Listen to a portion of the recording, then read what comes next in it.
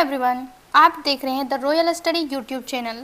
आज हम लोग पढ़ने वाले हैं जियोग्राफिकल थॉट्स का जो सीरीज हमने स्टार्ट किया था उसका सेकंड क्लास है। फर्स्ट क्लास में हम लोगों ने पढ़ा था यूनानी भूगोलवेताओं के योगदान, जिसमें 5 भूगोलवेताओं के बारे में पढ़े थे। वो पार्ट 1 था। आज पार्ट 2 है, यूनानी भूगोलवेताओं के बारे में ही पढ़ेंगे। आज ये पार्ट 2 का क्लास है। तो चलिए हम शुरू करते हैं अपने क्लास को। पिछले क्लास में हम लोगों ने 5 यूनानी भूगोलवेताओं के बारे में पढ़ा था, जिसमें होमर, थैल्स, एनेक्सिमेंडर, पाइथागोरस और हिकेटियस थे।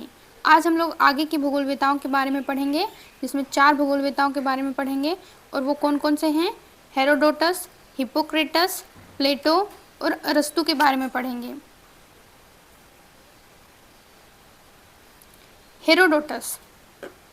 हेरोडोटस का जो जीवन काल है वो कब है, कब से कब तक? 484 ईसा पूर्व से 425 ईसा पूर्व। हेरोडोटस 484 ईसा पूर्व में इनका जन्म हुआ था और 425 ईसा पूर्व में ये मतलब कि इनकी मृत्यु हो गई थी। इनका परिचय क्या है? हेरोडोटस को इतिहास का जनक कहा जाता है। क्या कहा जाता है इन्हें? तो फादर ऑफ हिस्ट्री कहा जाता है, इतिहास का जनक। इनका जन्म 484 ईसा पूर्व में हुआ था। तो इनका जन्म कब हुआ था? 484 ईसा पूर्व में हुआ था। जन्म स्थान आयोनिया प्रदेश के हेलिकार्नेसस नगर में, वर्तमान तुर्की में हुआ था। तो इनका जो जन्म है वो वर्तमान में भी तुर्की में हुआ था, जो कि यहाँ पे ये जो तुर्की दिख रहा है यहाँ पे इस मैप में, ये तुर्की, तो यहीं पे हेलिकार्नेसस नगर था यहाँ पे। तो हेलिकार्नेसस नगर में क्या हुआ था? हेरोडोटस का जन्म हुआ था। जन्म स्थान आयोनिया प्रदेश के हेलिकार्नेसस नगर, वर्तमान तुर्की। प्रमुख ग्रंथ हिस्टोरिया, इसमें ग्रीको पर्शियन युद्धों का वर्णन है। तो इनका जो प्रमुख ग्रंथ था हिस्टोरिया, जिसे इतिहास के नाम से भी जाना जाता है, तो हिस्टोरिया में इन्होंने किस युद्ध का वर्णन किया है? ग्रीको पर्शियन युद्धों का वर्णन किया है। यानी कि यूनान और पर्शिया के बीच जो युद्ध हो रहे थे उनका वर्णन। पर्शिया में उस समय कौन कौन से, वर्तमान के कौन कौन से देश शामिल थे? तो अभी के जर्मनी, पोलैंड और ऑस्ट्रिया पर्शिया में शामिल थे, यानी उनको पर्शिया बोला जाता था। तो यूनान और पर्शिया यानी कि ग्रीको पर्शियन युद्धों का वर्णन है किसमें? हिस्टोरिया में। विल्दुरांत ने इसे इतिहास एवं भूगोल का सम्मिलित ग्रंथ माना। विल्दुरांत एक विद्वान हैं, ज्योग्राफर हैं, जिन्होंने हिस्टोरिया को क्या माना? जो ये हेरोडोटस का ग्रंथ है उसे इन्होंने इतिहास एवं भूगोल का सम्मिलित ग्रंथ माना, क्योंकि हेरोडोटस ने अपने हिस्टोरिया में इतिहास के साथ साथ भूगोल का भी वर्णन किया है। इसीलिए विल्दुरांत ने इसे इतिहास एवं भूगोल का सम्मिलित ग्रंथ माना है। उपाधि, तो हेरोडोटस को किस चीज़ की उपाधि मिली है? तो रोमन लेखक सिसरो ने उन्हें इतिहास का जनक कहा था। कोई पूछेगा कि हेरोडोटस को इतिहास का जनक किसने कहा? तो हेरोडोटस को इतिहास का जनक सिसरो ने कहा था। यात्राएं, उन्होंने मिस्र, फारस, काला सागर, दक्षिण पश्चिम एशिया की यात्राएं की, जो उनके भौगोलिक ज्ञान का क्या बना? आधार बना।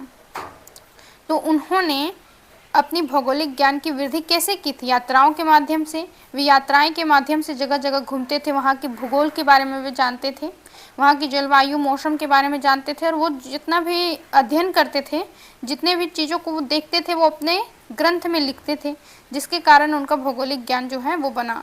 तो उन्होंने कहाँ कहाँ यात्राएँ किया? मिस्र, फारस, काला सागर और दक्षिण पश्चिम एशिया की यात्राएँ की, जिससे उनकी भौगोलिक ज्ञान बनी। और उन्हीं के माध्यम से उन्होंने अपना वर्ल्ड मैप भी बनाया था। अब भूगोल में उनका क्या योगदान है उनके बारे में पढ़ते हैं।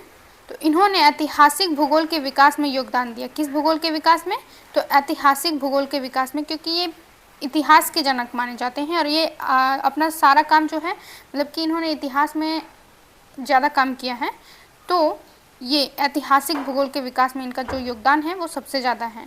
भूगोल में डेल्टा शब्द, जो डेल्टा एस्चुरी जिसको बोला जाता है, डेल्टा शब्द की जानकारी जो है इन्होंने ही दिया था। जो नदियाँ जब समुद्र में मिलती हैं तो मिलने से पहले वो अपने मुहाने पर क्या बनाती हैं? डेल्टा बनाती हैं। तो उनका जो नामकरण है वो किसने किया? हेरोडोटस ने। नील नदी के बाढ़ का वैज्ञानिक अध्ययन किया और उसके संभावित कारणों का मतलब संभावित कारणों पर उन्होंने विचार दिया। तो नील नदी में जो बाढ़ आते थे उनका क्या कारण है, उनका वैज्ञानिक अध्ययन उन्होंने किया और उनके संभावित कारणों पर विचार किया और उन्होंने उसका असली कारण यानी कि उसका रियल रीजन क्या बताया, इथियोपिया में होने वाली वर्षा। इथियोपिया में जो वर्षा होती है उनका उन्होंने क्या बताया, उनका संभावित कारण बताया। तो हम इसे मैप के माध्यम से जानते हैं। यहाँ पे तो इथियोपिया क्या, नील नदी जो है वो विषुवत रेखा के आसपास से निकलती है। यहाँ पे विक्टोरिया झील है और विक्टोरिया झील से ही वो क्या होती है, नील नदी निकलती है और उनका जो रास्ता है ये मिस्र से होते हुए ये भूमध्य सागर में जाकर मिलती हैं। तो यहाँ पे इथियोपिया है, इथियोपिया की उच्च भूमि है यानी कि यहाँ पे मतलब हाईलैंड है। तो उच्च भूमि में क्या होती है, जब वर्षा होता है तो सारा पानी किधर जाता है, नील नदी में, सारा पानी नील नदी में जाता है और नील नदी में पानी जाने के कारण नील नदी का पानी जो नदी का जो फ्लो है वो बहुत ही ज़्यादा तेज हो जाता है और तेज होने के कारण नील नदी में बाढ़ आते हैं। और यही कारण उन्होंने, हेरोडोटस ने ही बताया कि इथियोपिया में जो वर्षा होती है, इथियोपिया में होने वाली वर्षा ही नील नदी में बाढ़ आने का कारण है। उन्होंने इनका वैज्ञानिक अध्ययन किया।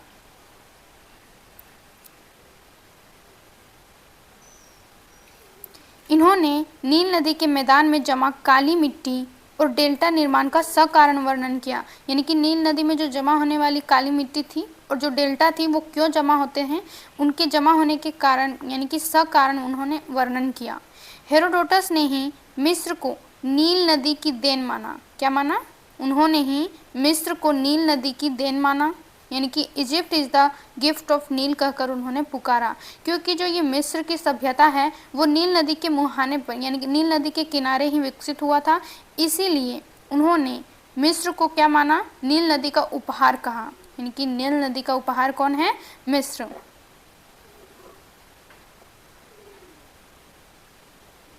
उनका विश्वास था कि समस्त इतिहास को भौगोलिक परिप्रेक्ष्य में देखना चाहिए तथा संपूर्ण भूगोल को ऐतिहासिक परिप्रेक्ष्य में देखना चाहिए। ये किनका विश्वास था, तो ये हेरोडोटस महोदय का विश्वास था कि अगर हम हिस्ट्री पढ़ें तो उसे भूगोल से जोड़कर देखें और भूगोल, अगर हम भूगोल का अध्ययन करेंगे तो उसे इतिहास से जोड़कर देखना चाहिए, क्योंकि इतिहास में क्या क्या पढ़ा जाता है, कब, कौन, कैसे, क्यों, तो यही पढ़ा जाता है। लेकिन कहाँ पढ़ने के लिए हमें क्या करना चाहिए, भूगोल को अच्छे तरीके से जानेंगे तभी हम इतिहास का जो ये कहाँ पढ़ा जाता है उसे हम पूरे अच्छे तरीके से समझ पाएंगे। और भूगोल में किसी भी चीज़ की उत्पत्ति कैसे हुई, उसकी ओरिजिन तक जाने के लिए हमें उसकी हिस्ट्री को जानना चाहिए।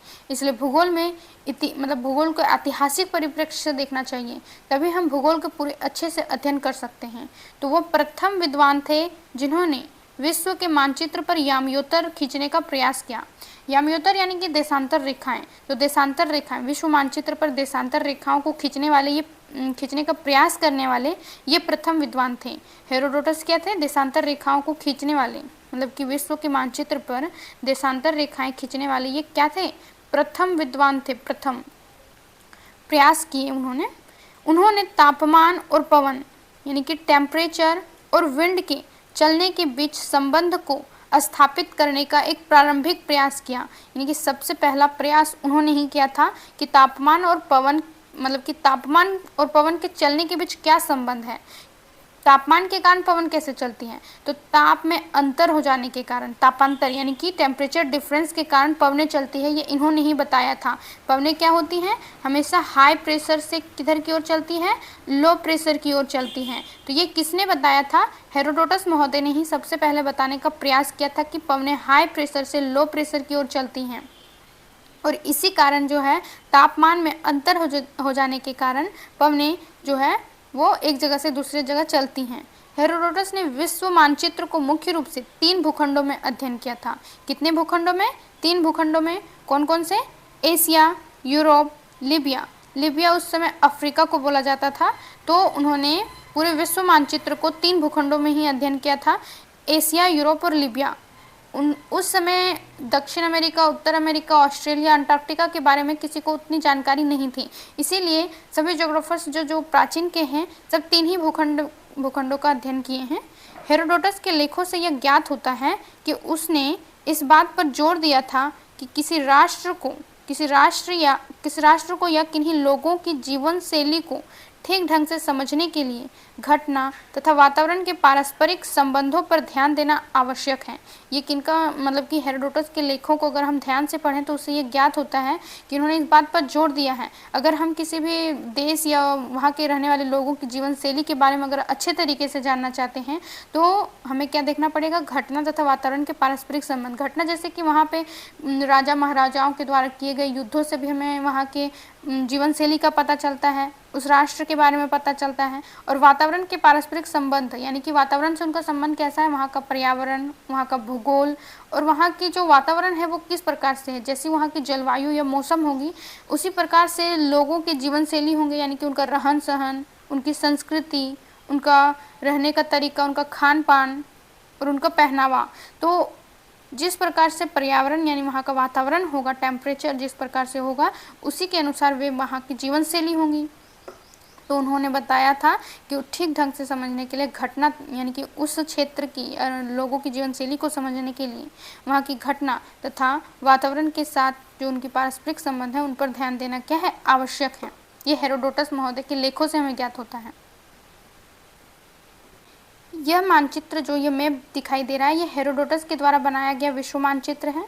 और इस विश्व मानचित्र में उन्होंने 3 भूखंडों का अध्ययन किया था, जिसमें से कौन कौन भूखंड है, ये है यूरोप, जो उत्तर वाला पार्ट है वो यूरोप को दिखाया गया है, और ये है एशिया, यूरोप एशिया, और ये है लीबिया यानी अफ्रीका।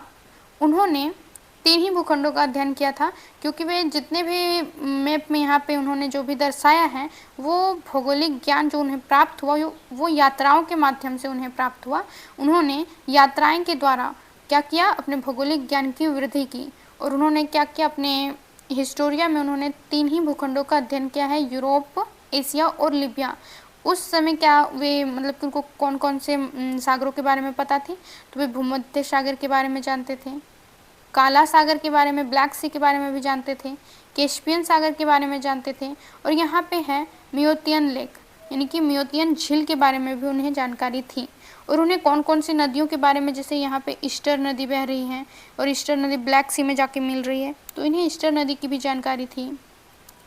और इधर बहुत सारे नदियाँ जैसे कि नील नदी, इन्होंने नील नदी का उद्गम जो है वो एटलस पर्वत से मानी है, जबकि नील नदी का उद्गम जो होता है वो कहाँ से होता है, इधर विक्टोरिया झील से, विषुवत रेखा के आसपास विक्टोरिया झील है और विक्टोरिया झील से ही नील नदी का उद्गम होता है।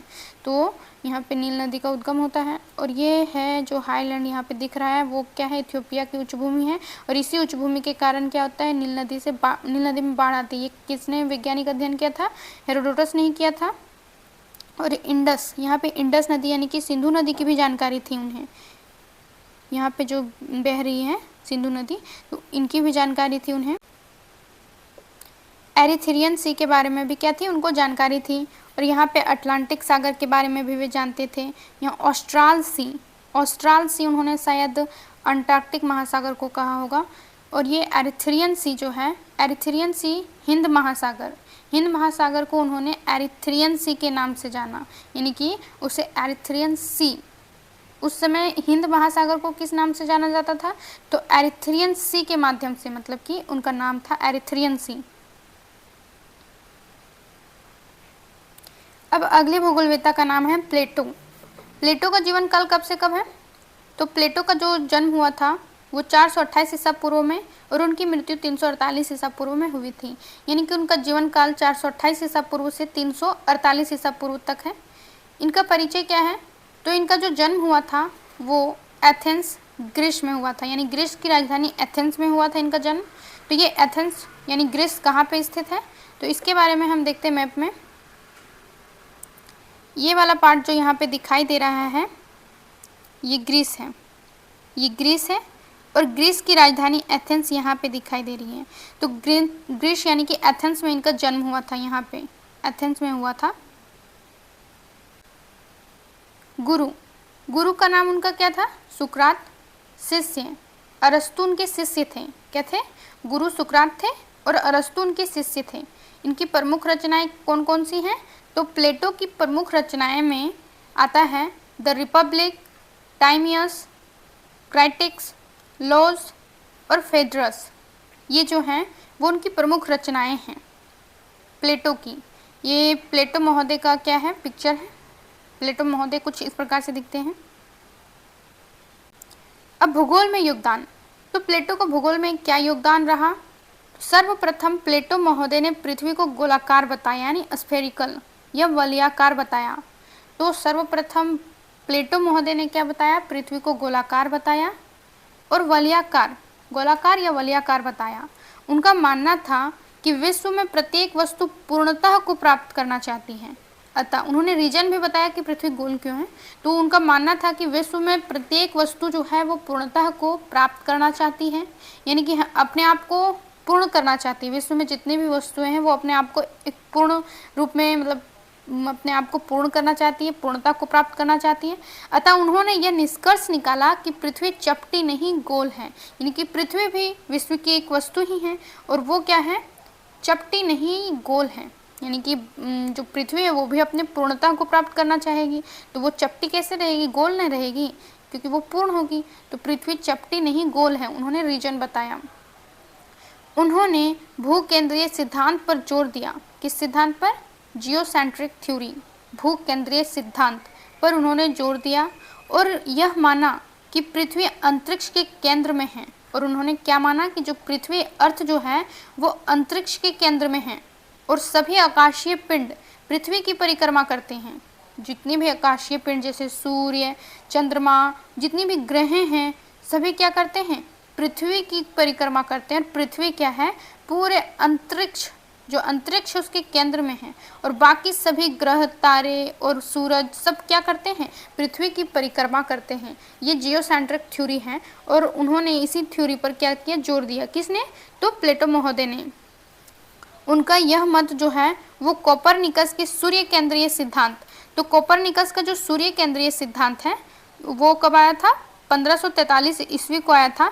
तो 1543 ईस्वी के आने तक मान्य रहा, यानी कि 1543 ईस्वी तक उनका भूकेंद्रीय सिद्धांत मान्य रहा, जब तक कि कोपरनिकस का सूर्य केंद्रीय सिद्धांत ना आ गया, यानी कि हेलियोसेंट्रिक सिस्टम। तो सूर्य केंद्रीय सिद्धांत, सूर्य केंद्रीय सिद्धांत में क्या होता है? सूर्य को केंद्र में माना गया है, बाकी बात सभी ग्रहों को और पृथ्वी को सूर्य के चारों ओर घूमते हुए दिखाया गया है। तो ये सूर्य केंद्रीय सिद्धांत हो गया। ये किसने दिया था? तो कोपरनिकस ने दिया था। तो जब तक ये सूर्य केंद्रीय सिद्धांत नहीं आ गया तब तक सभी लोग क्या मानते रहे? भूकेंद्रीय सिद्धांत, यानी कि पृथ्वी को अंतरिक्ष का केंद्र के रूप में मानते रहे। अगले ज्योग्राफर का नाम है अरस्तु, जिसे एरिस्टोटल के नाम से भी जाना जाता है। इनका जीवन काल है 384 ईसा पूर्व से 322 ईसा पूर्व। कब से कब?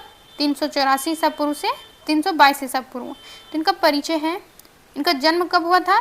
384 ईसा पूर्व में एजियन सागर के उत्तर पश्चिम भाग में, एजियन सागर के उत्तर पश्चिम भाग में अस्टिगोरिया, मैसेडोनिया नामक शहर में हुआ था।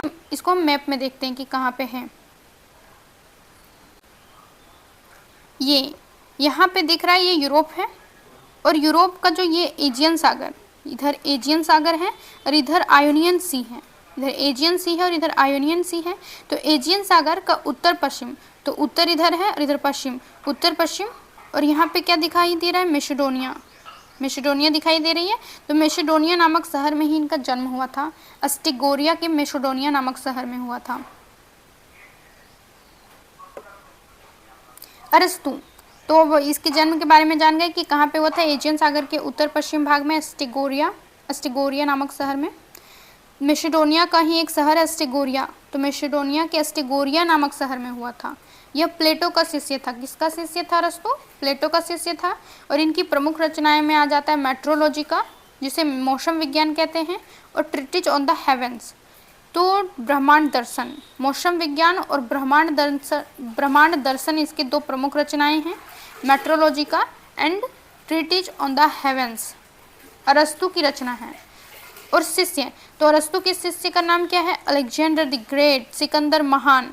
तो सिकंदर महान और थियोफ्रेस्टस दोनों जो थे वो अरस्तु के ही शिष्य हैं।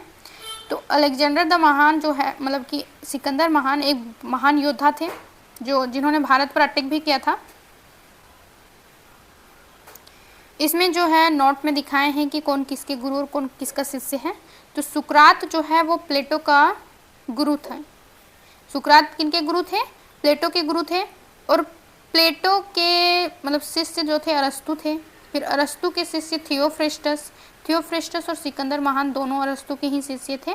तो इधर शिष्य चलता है, मतलब कि सुकरात का शिष्य प्लेटो, प्लेटो का शिष्य अरस्तु, अरस्तु का शिष्य थियोफ्रेस्टस और सिकंदर महान, ये दोनों थियोफ्रेस्टस और सिकंदर महान। उसके बाद अगर हम इधर से देखें तो थियोफ्रेस्टस और सिकंदर महान के गुरु अरस्तु थे, अरस्तु के गुरु प्लेटो थे और प्लेटो के गुरु कौन थे? सुकरात थे। तो ये गुरु और शिष्य परंपरा चलती है। भूगोल में योगदान, अरस्तु ने जलवायु विज्ञान और विशेष रूप से ब्रह्मांड विज्ञान, कौन से विज्ञान? जलवायु विज्ञान और विशेष रूप से ब्रह्मांड विज्ञान तथा निश्चयवाद के समर्थक माने जाते थे। अरस्तु जलवायु विज्ञान, ब्रह्मांड विज्ञान और निश्चयवाद के समर्थक माने जाते थे। तो निश्चयवाद क्या है? निश्चयवाद एक विचारधारा है जिसमें क्या माना जाता है? प्रकृति को सर्वशक्तिशाली माना जाता है, प्रकृति के सामने मानव को तुच्छ महत्वहीन माना जाता है, यानी कि मानव को प्रकृति का दास समझा जाता है। तो ये निश्चयवाद विचारधारा है और निश्चयवाद विचारधारा के समर्थक थे कौन? अरस्तु। अरस्तु ने सबसे पहले वैज्ञानिक आधार पर पृथ्वी को गोलाकार सिद्ध किया। तो सबसे पहले अगर वैज्ञानिक आधार पर किसी ने पृथ्वी को गोलाकार सिद्ध किया तो वो कौन थे? अरस्तु थे। अपनी पुस्तक मेट्रोलॉजिका में उन्होंने विभिन्न जलवायु क्षेत्रों का वर्णन किया था। उन्होंने अपनी पुस्तक मेट्रोलॉजिका में क्या किया था? विभिन्न जलवायु क्षेत्रों का, अलग अलग जलवायु क्षेत्रों का उन्होंने वर्णन किया था। उन्होंने कहा कि उन्होंने क्या कहा कि पृथ्वी को 3 भागों में बांटा जा सकता है। कौन कौन से भागों में? तो उष्ण कटिबंध यानी टोरिड जोन, समशीतोष्ण कटिबंध टेम्परेट जोन और शीत कटिबंध फ्रिजिड जोन। और ये तापमान के आधार पर, उन्होंने किसके आधार पर? तापमान के आधार पर बांटा विश्व को 3 भागों में, एक टोरिड जोन, टेम्परेट जोन और फ्रिजिड जोन, यानी उष्ण कटिबंध, समशीतोष्ण कटिबंध और शीत कटिबंध। ये जो है इसे उन्होंने क्या कहा? टोरिड जोन, और इसे टेम्परेट जोन और इसे फ्रिजिड जोन कहा। और इस प्रकार से जिस प्रकार उत्तरी गोलार्ध में है उसी प्रकार दक्षिणी गोलार्ध में है, यानी कि ये क्या है? उष्ण कटिबंध, यहाँ से यहाँ तक का पार्ट उष्ण कटिबंध हो गया और यहाँ से यहाँ तक का पार्ट जो है वो शीतोष्ण हो गया और इधर शीत कटिबंध आता है, यानी फ्रिजिड जोन। तो इस प्रकार से उन्होंने पूरे पृथ्वी को 3 भागों में बांटा। किसने? तो अरस्तु महोदय ने।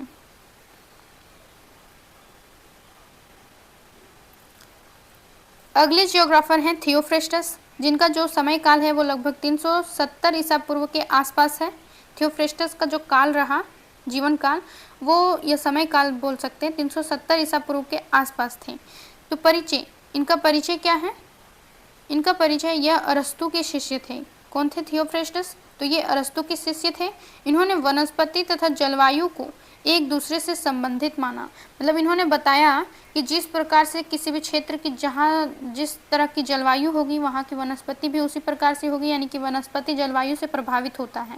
और कैसे प्रभावित होता है? जैसे कि उष्णकटिबंधीय जलवायु है तो वहाँ की वनस्पति कैसी होगी? घनी होगी। वहाँ की जो पेड़ पौधे होंगे वो बहुत ही घने होंगे और बहुत लंबे लंबे होंगे और सदाबहार वन पाया जाएगा उष्णकटिबंधीय क्षेत्रों में। अगर वहीं पे हम देखें टोरिड और ये टुंड्रा प्रदेशों में, तो टुंड्रा प्रदेशों में टुंड्रा वन पाए जाएंगे। कैसे वन? कॉनिकल फॉरेस्ट पाए जाएंगे, यानी कि जैसे कि शंकुधारी वृक्ष में आते हैं, क्रिसमस का पेड़, ये सब। तो ये वनस्पति जो है वो जलवायु से प्रभावित होता है और एक दूसरे से कैसे संबंधित हैं, इनका उन्होंने क्या किया? अध्ययन किया और इन्होंने एक दूसरे से संबंधित माना।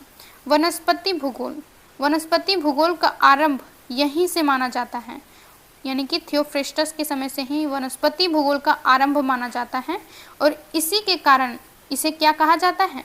फादर ऑफ बायोजियोग्राफी कहा जाता है। फादर ऑफ बायोजियोग्राफी यानी कि जैव भूगोल का पिता कहा जाता है, जैव भूगोल का पिता माना जाता है। ये है थियोफ्रेस्टस और ये पिक्चर है उन्हीं का। तो थियोफ्रेस्टस का बस इतना ही। आज का क्लास समाप्त होता है। आगे के ज्योग्राफर्स के बारे में हम अगले क्लास में देखेंगे।